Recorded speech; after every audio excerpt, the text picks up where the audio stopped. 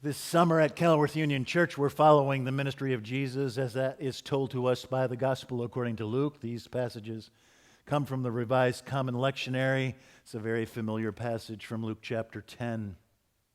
A lawyer is asking Jesus, "Who is my neighbor?" And Jesus replies, "A man was going down from Jerusalem to Jericho and fell among thieves, who stripped him and beat him and left him for dead. Now by chance a priest was going down that road, and when the priest saw the man, he passed by on the other side. Likewise, a Levite, when he came to the place where the man lay, passed by on the other side. But a Samaritan, while traveling, came near him, and when the Samaritan saw the man, he was moved with pity. And he went to him and bandaged his wounds, pouring oil and wine on them. And then the man put this person on his own animal and brought him to an inn and took care of him. The next day he took out 2 denarii and gave them to the innkeeper and said, 'Take care of him, and when I return, I will repay you whatever you spend.' And then Jesus turned to the lawyer and said, 'Which of these 3 do you think proved to be a neighbor to the man who fell among thieves?' And the lawyer said, 'The one who showed him mercy.' And Jesus said, 'Go and do likewise.'" Pray with me. May the words of my mouth and the meditations of our hearts be acceptable in thy sight, O Lord, our rock and our redeemer. Amen. So Jesus' little story is minuscule, exactly 191 words, or about the length of one of those TikTok videos Sylvie figured out long before the rest of us. Plus, it never happened. Jesus made it up. And yet it's possible that this little story has had a greater impact on more people in more ways, in more places, at more times, across more centuries than anything else that's ever been written down. And so today we have Good Samaritan hospitals, we have Good Samaritan food kitchens and soup pantries and homeless shelters.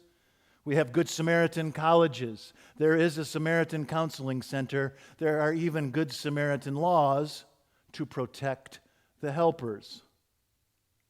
And so Jesus tells us that a man was traveling the Jericho road when he is mugged and left for dead. And it was his own pathetic fault.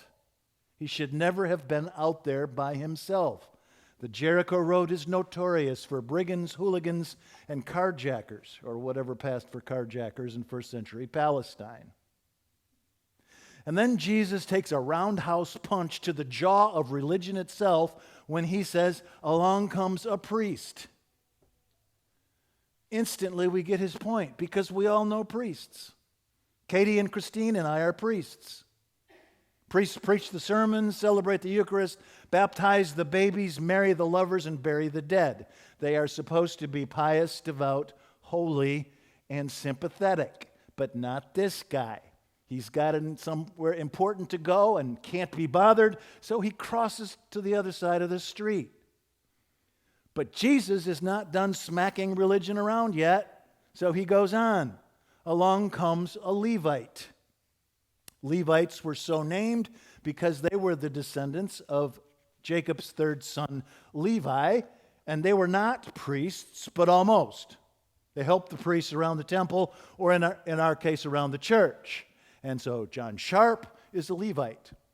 Lisa Bond is Sylvie's a Levite. Anybody who works for a church but doesn't baptize the babies, preach the sermon, is a Levite. They too were supposed to be devout, pious, holy, and sympathetic. Fortunately, in our case, Sylvie, Lisa, and John are, but not the guy in Jesus' story, because he makes like the priest and crosses by on the other side of the road. And then Jesus says, along comes,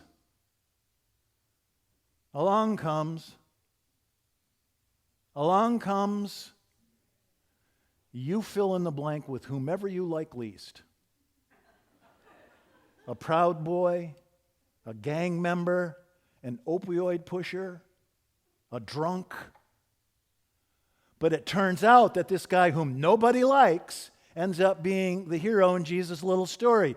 Because when he sees the victim, he patches up his wounds, piles him into the back seat of his BMW, drops him off at the nearest hotel, and then gives his credit card to the desk clerk so that he will be taken care of until he recovers. And so Jesus' dangerous little story has made such an impact, pun intended, because it does two things for us. It vastly maximizes our definition of neighbor to include the other, the different, the alien, the misunderstood, and even the despised. So it expands our definition of neighbor. It also rearranges our priority. It tells us that the man in the ditch is our priority. That's the most important thing to you. Nothing is more important. Not the appointment you have to keep, not the sermon you have to preach, not the speech you have to give, not the paper you have to write, and not the job you can't be late for.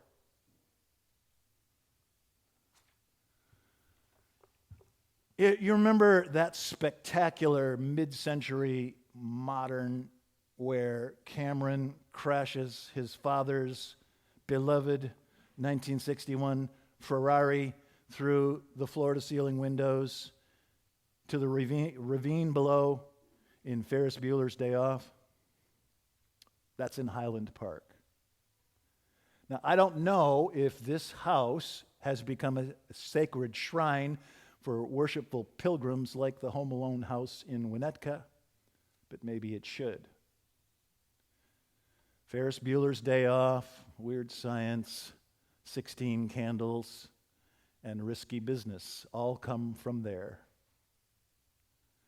The producer of Risky Business says that movie is all about white boys off the lake. There wasn't a murder in Highland Park for 21 straight years, from 2000 to 2020. And now the violence we thought was far off has come near.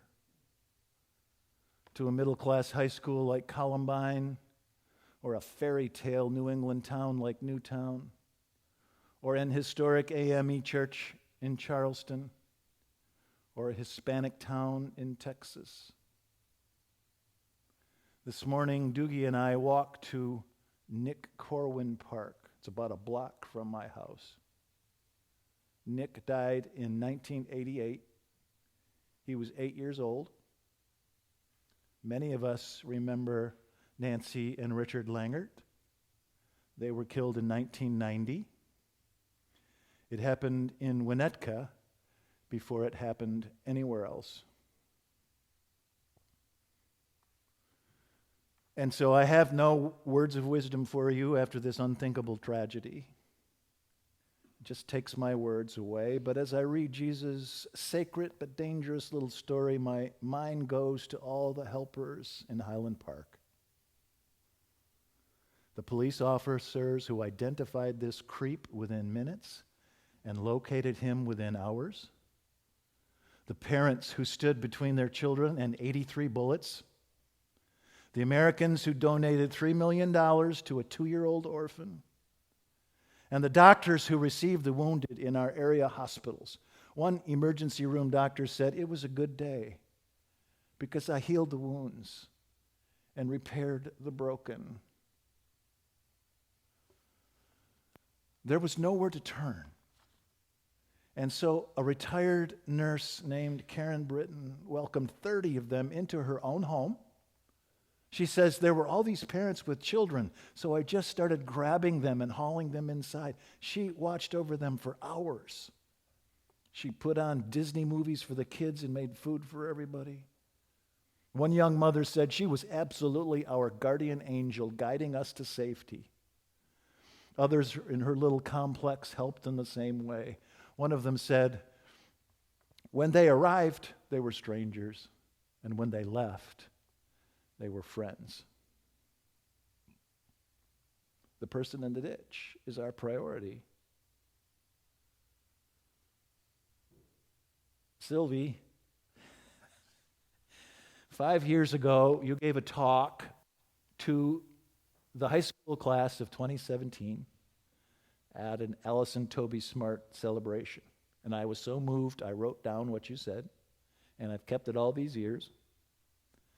You said, all day and every day, we are helping each other become who we will eventually be.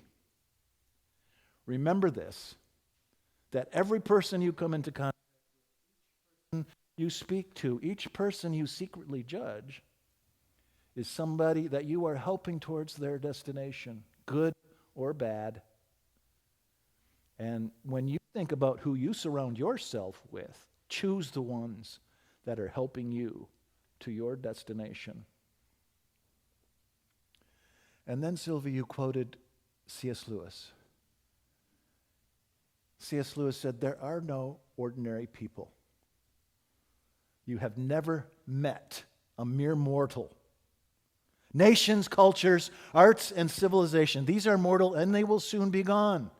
But it is immortals whom we joke with, work with, marry, snub, and exploit.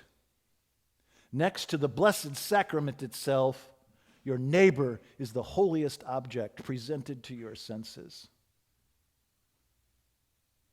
And so, Sylvie, since practically you were a child, you have been reminding us that our neighbor is holy and that the person in the ditch is our priority. You have always said, if you are wounded, you are mine for the healing. If you are broken, you are mine for the mending. If you are sad, you are mine for the listening. And if you are lonely, you are mine for the friendship. That's what you've told us over and over and over again. So thanks and thanks and ever thanks. When Jesus gets finished with his story, he looks his interrogator in the eye, this lawyer, and he says, "And which one of these three do you think is the neighbor to the man who fell among thieves?"